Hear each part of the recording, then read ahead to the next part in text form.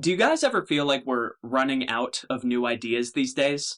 Like there's only so many original thoughts left. I mean, sure, refrigerators have apps now. You can buy a gadget that'll let you scroll TikTok from afar as you walk on the treadmill. You can ask ChatGPT AI to automate the hard things in your life, like making grocery lists or writing words. We've got a lot of neat inventions, but where are the revolutionary thinkers here? Or at least the revolutionary thoughts, the geniuses, right? I mean, isn't that a term we used to use more? The paradigm shifters, the folks who make the history books. Where's all that stuff? Because growing up, I sure thought I'd have seen more of it by now. And no, I'm not talking Sam Altman, Elon Musk, although I'm sure some people might want me to include them right about now. These quote-unquote geniuses who tend to do a whole lot more on the business management, CEO, take other people's ideas, claim them as your own, and kind of get dunked on by China's superior iteration side. I'm talking about the real visionaries, the guys with real, true original thoughts and ideas, not the guys who just think that their thoughts are original, because there is a big difference. Innovation still absolutely exists in the world, there's no doubt about that, but it definitely doesn't work the way that it used to, at least not from an ideas standpoint, a new ideas standpoint. It sure doesn't feel that way, I think some of you might agree. And that makes me think a lot about the future here. The future of new ideas and the future of innovation based on the present. I think about this a lot in football too, to a different but still relevant extent, because innovation, new ideas, they don't work the same in this sport, even if they still may occur. In fact, Andy Reid once famously said, I think it was Andy Reid, that if you're lucky, new ideas, inventions, innovation, they will trickle up from the lower levels in football to the NFL, from college and high school. In other words, it's rare to see something at the highest level of football, the NFL level, that hasn't already been tried before. So, for the sake of simplicity, parallels, and filtration in this video, I'm talking about innovation at the NFL level. Again, the highest level relative to the past in the NFL. In other words, revolution in the NFL. New ideas that actually work when the skill gap decreases and the hashes narrow. These things that we associate with professional NFL football. Revolution at the highest level. The NFL is filled with paradigm shifters. It always has been. I mean, after all, this sport is incredibly young. On the coaching side, we're only like 2-3 generations in. And with that context, we've seen quite a few revolutionary ideas take the league by storm at various times for significant time periods. The Packers sweep, the shotgun offense, West Coast offense, the wide zone run game, the modern Shanahan tree advancement of the wide zone run game. The pairing of that wide zone run game with a deadly boot game, condensed formations, the invention of the slot receiver, the quarterback run game, trick plays, of course, defensive counters in evolution as well, 3-4 defenses back to 4-3 defenses, back to 3-4 defenses, 6-1 for fun, amoeba fronts. Time after time, after time after time after time, we have watched new ideas in football, oftentimes new approaches to old, somewhat untapped ideas, revolutionize the NFL once an innovator found a way to make them work in the NFL, changing the way that up to all 32 teams approach the sport for a 5 to 10 year period until new, possibly better ideas come onto the scene. Doing what others don't, trying what others don't, and trying things in a way that has never quite been done before, at least not at the highest level again, that's always been the story of football. Always. It feels as though this quality, this ability to originally think, innovate, has been the primary characteristic of great coaches throughout NFL history. The defining characteristic, quite possibly. It seems like that's what we're looking for. Innovation matters.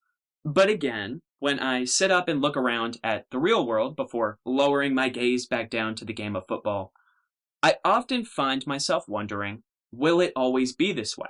How could it always be this way? Lombardi, Landry, Walsh, Reed, Shanahan, Shanahan again, McVay. What if someday we run out of these thinkers? Or these thoughts? New thoughts? What happens when all of the information is out there, schematically? Because, I mean, there are constraints on this game. There's only so much you can do. There's only 100 yards to work with here and 22 guys on the field at once, 5 linemen, so many guys on the line of scrimmage, right? What happens then? Is it possible to use up innovation to figure it all out? For discovery and invention to enter its late stages? For X's and O's, Y's, us to have seen everything that there is to see? I mean, if that could happen, what happens then? What would that look like?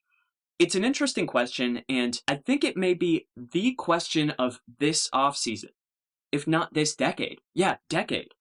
And here's why I say that. So, for starters, we are coming off the most scheme-centric half-decade of football maybe ever. Perhaps you disagree, but at least from a discourse perspective, I do believe I could make this case fairly easily. I believe that scheme has never been so noteworthy because scheme in the NFL, quite simply, it's never been this intricate. One of the most encapsulating pieces of football media, to me, of the last 5 years is a 5-episode podcast series from one of my favorite spots for sports journalism, just out there in general, point blank period. The Athletic, more specifically Jordan Rodrigue of The Athletic, titled The Play Callers, documenting the growth, branching, and influence of the Shanahan family schematic tree and its impact on the game of football. If Patrick Mahomes, Tom Brady, Matt Stafford, elite quarterbacks and elite mercenary quarterback play tells the story of the late 2010s and early 2020s in the NFL through a protagonist lens, I mean, these are our guys, right?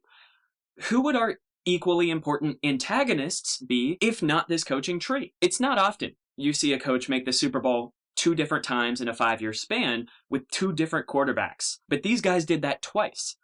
It's not often that you see 70 points dropped in an NFL game. One of these guys brought us that too. It's never the case that you see a coach begin their career with a win percentage of 80 through about 50 games. This tree brought us that as well. These coaches, the tree that they are a part of, the history that they have been a part of in the NFL, dating back to Mike Shanahan, Gary Kubiak, some familiar names from the 1990s even, it's hard to overstate how unique their lore and impactful their influence is. They are imperative names to the story of football in the 2020s.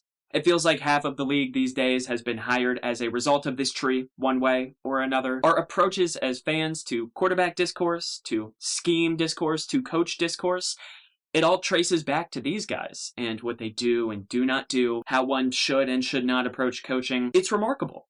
From Kevin O'Connell to Nick Caley to Liam Cohen these days, the Shanahan tree and the importance of elite scheme has told the story of this past half-decade to a pretty significant extent. It's at least antagonized the other through line here, the through line of elite quarterback play. The idea that what you run could be so innovative, so revolutionary that you actively break defenses across the league without a superhuman quarterback, to be specific. The idea that you can win playoff games, completing under 10 passes in said playoff game, that you could be a run-first team in a quarterback-centric era. This is not something that has been thought of in large part for at least a decade prior. Yet this tree revived that and expanded upon that. This tree has changed our game. It's changed the league's approach to the game. It has revolutionized fan discourse about the game of football. And they're also not where this point ends, because furthering the argument here that this is the most scheme-centric half-decade of football we have ever seen, I believe that one could also argue that scheme is the reason for our elite quarterback play from our elite athletes on the other side. For Patrick Mahomes, I mean, but also for guys like Josh Allen and Lamar Jackson too. Their success. Because, and you have to hear me out here, it's not like these guys are the first great dual-threat athletes to ever play the position of quarterback in the sport, but it is like these guys are some of the first dual-threat quarterbacks to have the right infrastructure around them. At the very least, it's the best infrastructure around these guys that we have ever seen. The best development plans for these guys. The best supporting offenses around these guys in terms of what they run, when they run it, and why. Now, these quarterbacks, their names, their production, and their sheer ability undoubtedly leads to them outshining a few measly coaches and coordinators who may have propped them up in the process and allowed them to be who they are today. And let me be clear, that's the way that it should be, right? These guys are incredibly talented, and without that talent, they would not do what they do. But make no mistake here, without this degree of coaching, and again, scheme, would we have seen what we've seen? I don't know. That's my point here. And these players have done revolutionary things, so technically what does that also say about their offensive architects here? Revolutionary architects. Still, revolutionary scheme. So that concludes the first half of my take here. The take that what's next for new ideas, that question, it's never been more relevant to football. I believe that offensive innovation, advantages on the X's and O's side of the game of football, have never been more clear and desired in the game. At the very least, they've never been a more prominent part of the discourse. They've never been a larger talking point. But what about the other half of my take here? See, I believe that the question, what's next for new ideas, is not only relevant because of the last 5 years of NFL history, but also because of the next 5. Let's talk about late stage scheme, late stage innovation, where we might be at right now in NFL history when we someday look back, because I believe we're at a crossroads.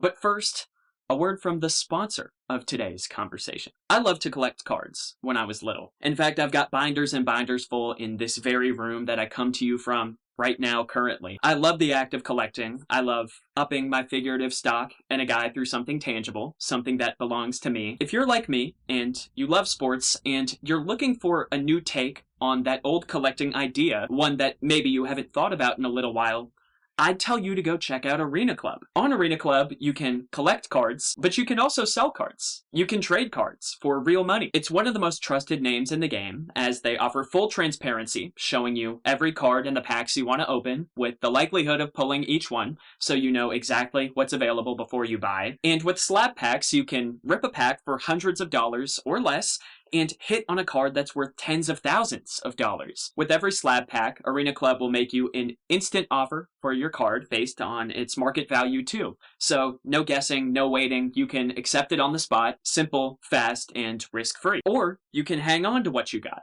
and keep it in your digital showroom. I went ahead and opened myself up a gold pack on ArenaClub. I like the looks of the potential options here, and look at me. I pulled a Jordan Addison, one of my favorite exciting young receivers in the league. I actually know someone who went to high school with him. So I was looking at the options here. I decided I wanted to hold on to Jordan for now. So I stashed him away in my digital showroom. But as you can see, I could have accepted ArenaClub's offer too. From your digital showroom, you can trade, sell, auction later, or if you want, receive your physical card from the ArenaClub vault. Yeah, physical. That's pretty neat too. Whether you're buying, selling, trading, grading, or ripping packs, ArenaClub is the safest, most trusted in the game. You can acquire the best value for your money with slab packs, transparent checklists, and ArenaClub's Slab Safe program. I think the site's really neat. It saves me a lot of binder space, physical binder space, and it's a whole lot cooler than just saving what I collect to hang around in a box somewhere. So if you want to check them out, right now, you can get 20% off your first slab pack or card purchase by going to arenaclub.com/ESQANT and use code ESQANT. Now back to the video. So, late stage scheme. In terms of new, exciting minds leading the charge, pushing us towards a new frontier at the pro level, the NFL is certainly not lacking in the big 2025 on the innovation front. On offense, new names and new hires at the head coaching position like Ben Johnson and Liam Cohen, they've given us plenty to talk about. They've done some pretty wild stuff with some pretty tame quarterbacks too. Well, I don't know if I'd call Baker Mayfield tame, but you know what I mean. I don't know if the quarterbacks were driving what was happening with these offenses. And on the defensive side, let me tell you, we've got some guys trying stuff that we have never seen before there too. Mike McDonald, Brian Flores, Jesse Minter, we've got innovators. We've got guys who are clearly trying new things and watching them work. It sure feels like these guys are bringing new ideas to the table, but hold on for just a second. When we're talking about innovators at the NFL level, new idea coaches and what they do, it's not really a challenge to explain what exactly our old Shanahan friends did that qualified as their scheme. Condensed formations, wide zone run games, high motion rates, middle field centric attacks, evil, deadly boot games. And when we're talking about the scheme that is entailed alongside elite dual threat quarterbacks like Josh Allen or Lamar Jackson, it's not really a challenge to explain what exactly those offenses bring to the table, how it looks, and the role that scheme plays in aiding these guys in their playstyles. But tell me in a sentence, if you can, what's Ben Johnson's scheme? What are the characteristics of a Liam Cohen offense? What's Brian Flores' preferred defensive front? What should teams prepare for when they face Mike McDonald, Jesse Minter. That is the other reason that 2025 here, the halfway point through this decade in football, stands out to me so much in terms of innovation, in terms of innovation conversations. There is no scheme here, not in the uniform sense, to me at least, but also, I'd wager to most professional analysts out there, the next generation of young, exciting minds in football, they're not defined by their predictability and by tangible, observable identity. Rather, these coaches, I believe thus far, they can be identified by the lack thereof. When we've got our eyes up, eyes looking forward here, that to me is the future. That is the youth. Multiplicity, adaptability, ambiguity, flexibility. I can keep throwing these words out here at you. You know what I mean though. Trick plays, zone runs, and gap scheme runs. Deadly screen games, deadly boot games, amoeba fronts, edge rushers in coverage, defensive backs rushing the passer. Set identities 1 week for one opponent and a complete flip on these identities, these tendencies, the very next week if the situation calls for it. Leaving nothing off the table, as opposed to our Shanahan friends. That, from where I'm standing, appears to be the future of innovation at the coaching position. The future of new ideas, original thinkers that we look for. That is what this set of head coaches or potential head coaching candidates stands for to me. And that's interesting. No? Different, you'd probably agree? The youth here, I definitely look forward to watching them grow. And I guess that's a satisfactory answer regarding the future of new ideas and innovation. But wait just one more second. Sean McVay is still really young. So is Kyle Shanahan. So is Matt LaFleur. And in case you haven't noticed, these guys are still really good too. They're still the youth. They're still the future as well, most likely. Now, I don't think I've said anything false about the impacts of their innovation so far, about their tangible, observable, tendency-based identities here. But here's a thought. What if, by focusing on associated scheme, I've been ignoring something significantly more important about these guys, about these innovators of the past 5+ years, and about their role in NFL history? What if I've been missing the whole point, actually? See, Kyle Shanahan, Sean McVay, if we're being real, they didn't invent jack. Kyle's a Nepo baby. The concept of wide zone runs, I mean, that's existed for decades. The play-action boot game, that's nothing new either. Under center football, I mean, that's old-fashioned, if anything. You don't get full credit here for adding a small bit of motion for flair in an offense with these ideas, no. And Sean McVay, he wasn't hired for his new ideas. That's not how this works. I mean, he came from Kyle's dad's tree. While these coaches may have revolutionized the way that we play football over the past 5 years, that's something that they have undeniably done, and revolution and innovation, those terms do go hand in hand, I still believe. These guys didn't change the game through original thoughts and new ideas in the way that I've been implying, and they definitely didn't do it alone. Thus far, we have not been talking about these guys right. Not at all. Because it wasn't Kyle Shanahan's one schematic thought, ability, identity that allowed him to make a Super Bowl with Jimmy Garoppolo that makes him a great coach. It's Kyle Shanahan's ability to have changed the game with Robert Griffin back in Washington a decade ago with the read option attack, and then to shake up the game once more again in Atlanta with one of the greatest receivers of all time, and then to shake up the game another time with Jimmy G, and then to do it again with Mr. Irrelevant Brock Purdy as his quarterback that makes him a great coach. These are the marks of Kyle Shanahan that make him who he is. And Sean McVay, read into the story again of how he got hired. Was it his X's and O's ideas that helped him land the job? Not really. Really, no. What makes Sean McVay a fantastic coach is the intentionality with which he speaks, with which he coaches his players, and with which he adapts, tearing the league apart in a truly revolutionary manner with Jared Goff in 2018, does not make Sean McVay a great coach and a generator for new ideas, in the same way that being shut down by Bill Belichick in Super Bowl 53 does not make him a fraud of any sort. What makes Sean McVay was his ability to adapt in coming seasons after that first hiccup, after that first iteration, to revamp his roster, to acquire Matthew Stafford, and to win a Super Bowl. And then in the following season to face another roadblock, one that caused Sean McVay to completely rewrite his rushing attack from wide zone to duo the following season, one that completely shifted the pillars of his so-called scheme, overcoming that obstacle as well remaining a competitive coach with a competitive football team, that's how I know that Sean McVay is great. The effectiveness of his past schematic iterations and the sheer number of iterations that he's evolved from. Same goes for Kyle. Innovation, some form of quiet genius here, that's never been the story of our modern revolutionary football coaches. Being a good coach has been the story, and what it means to be a good coach has been the story. These coaches stood on the back of other great thinkers of a similar lineage who came before them, utilized their available resources to the maximum extent, communicated the specifics of their desired individual approaches to ownership, to general managers, to their players, to assistant coaches, and then watched this success roll in. Information dissemination, communication, teamwork, adaptability, and the maximization of one's position, that's the real driver behind the phenomenon that we label as new ideas here. And that's what makes these coaches special. Not some sort of lone genius nonsense. Not some singular idea nonsense. And you want to know the real kicker here? The world works like this too.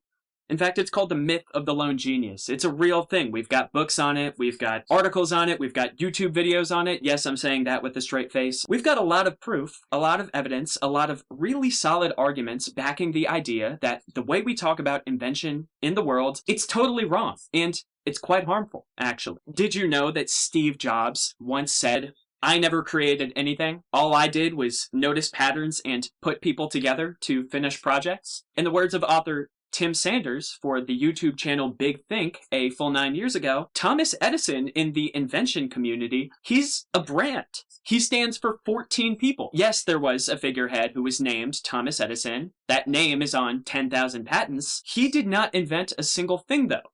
He marshaled folks and knew how to spot innovation. He put people together like a creative soup. That sounds like a coach to me. Thomas Shanahan, Ben Franklin, he didn't discover electricity. In fact, it's often argued that his fame was his most important asset here. His influence, his ability to disseminate information that he may not have actually discovered. Maybe that's what's led to how we talk about him today. Albert Einstein didn't formulate the theory of relativity on his own. Henry Ford was not some lone inventor. I mean, as highlighted by Dr. Joe Hansen, for example, of PBS and Be Smart on YouTube, you can't tell the story of a single modern invention without also telling the story of hundreds of other individuals and other odd inventions, other odd inventors, lone inventors who, as it turns out, were never really alone, because invention doesn't look like this. Idea, genius, solution. It looks like this. The myth of the lone genius, as many have put it, it's a romantic notion.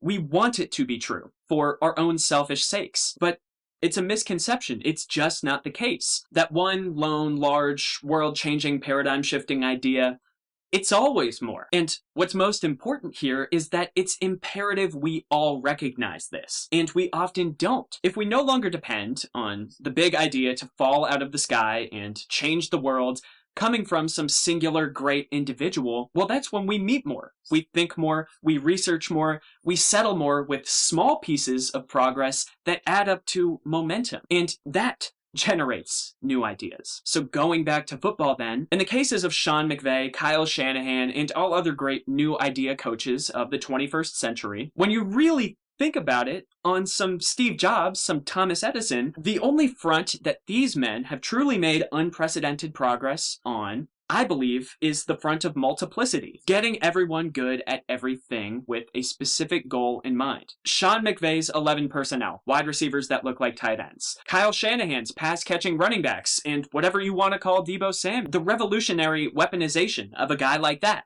Guys like that. Game-changing player versatility, condensed formations where everything looks the same. That is what these guys brought to the table new ideas-wise, and the rest of the reason that we view them as inventors, well, again, it's all that other stuff.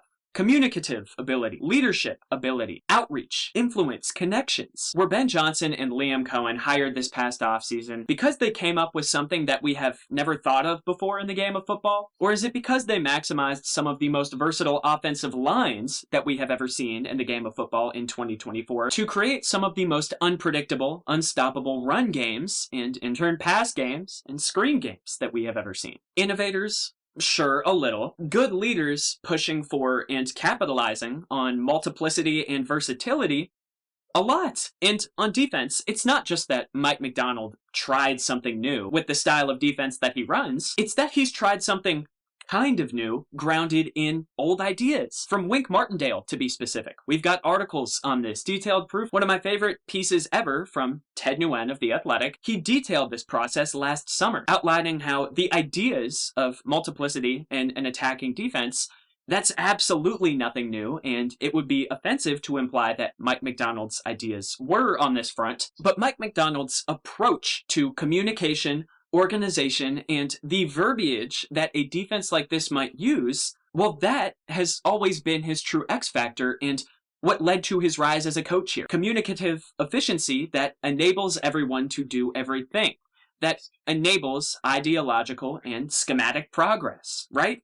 Doing new things. That's what a Brian Flores defense looks like too. That's what a Bill Belichick defense used to look like. Because what I'm trying to underline here is that both in the football world and in the real world, new ideas, truly new ideas, are rare. We've just got too many minds on task for that. Remember what Andy Reid said about things trickling up. You don't just stumble across those revelations on your own. And so what does that mean? What does that leave us with? What does that imply about the real truth behind innovation here? From a leadership standpoint, what will the future of innovation, new ideas look like? And how does one actually have a revolutionary impact on the game of football or on the real world? Well, I believe it's roster maximization. How multiple can we all become?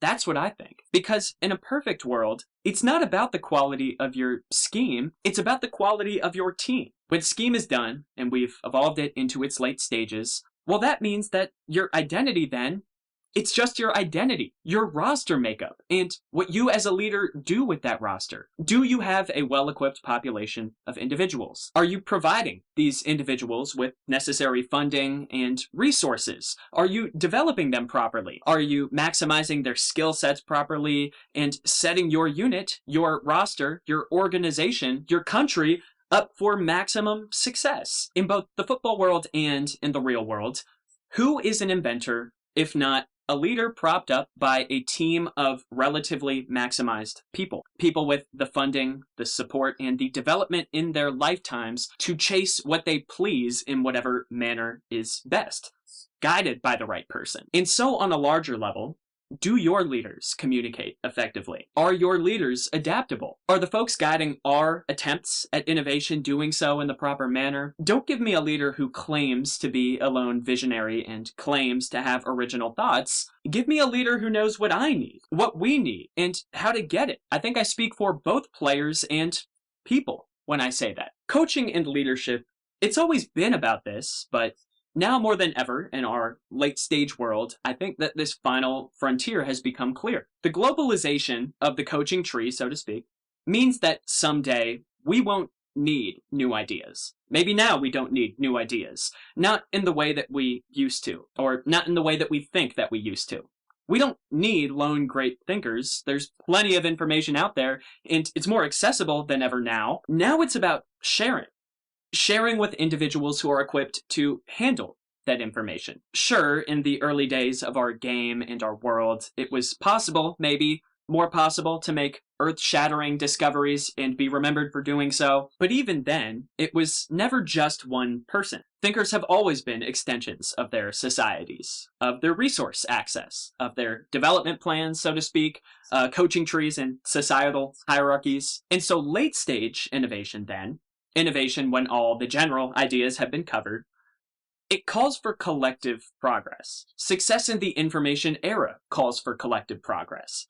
It's about debunking the lone inventor myth and recognizing that great leadership, great coaching, it's only as great as its people.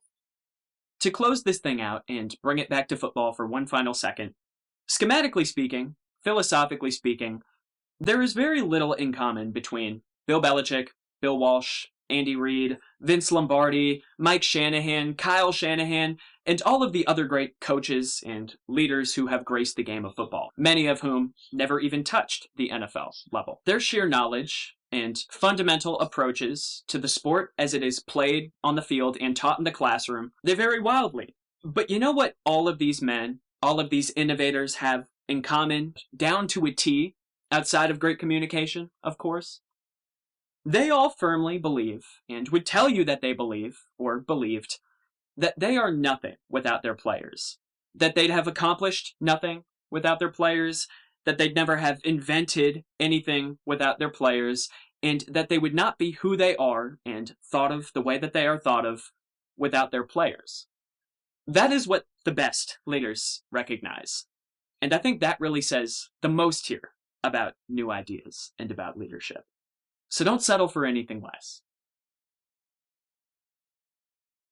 Thank you for watching this video. Bit of a longer one than normal, took me a bit longer to make. So again, shout out to ArenaClub for giving me a bit of cushion to work on this one the way that I felt was appropriate. I'm always trying to get better with each video that I post, and I had a lot of fun with this one, trying to connect a lot of dots. As always, I would love to hear your opinions on this video. Be sure to tell me what you think in the comments.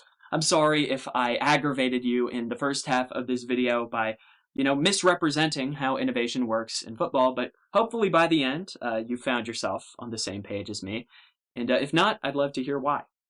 Thanks, as always, for watching again, and hopefully I'll see you soon for my next video, whenever that may be.